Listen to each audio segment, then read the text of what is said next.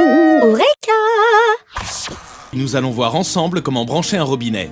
C'est simple et le matériel se trouve facilement dans le commerce. Voici les différentes étapes à suivre.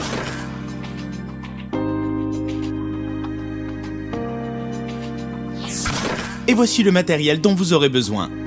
2 raccords biconiques, une clé à molette et de la graisse de silicone. Étape 1, branchez le robinet à l'alimentation en eau. Pour installer les raccords biconiques sur le tuyau d'alimentation en cuivre et sur le flexible, vous avez le choix entre un branchement avec un raccord à joint dit américain ou grip et un branchement avec écrou, dit aussi à olive. Première possibilité, le branchement avec un raccord à joint américain ou raccord grip. Il offre la meilleure étanchéité et il est démontable. Il est équipé d'une bague métallique dentée qui maintiendra le joint entre l'écrou et le raccord biconique. Commencez par graisser la bague de l'écrou avec de la graisse de silicone. Sur le tube d'alimentation, enfilez l'écrou puis la bague en orientant ses dents vers le bout du tube et enfin le joint. Ensuite, installez le raccord sur l'extrémité du tube.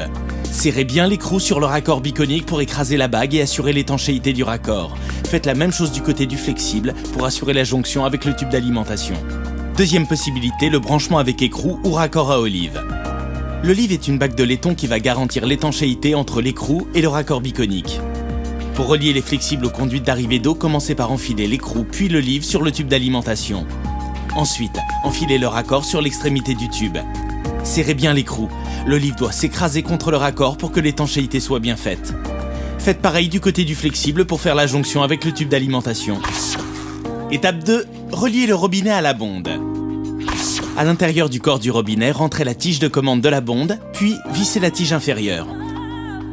Ensuite, introduisez l'extrémité inférieure de la tige dans la rotule.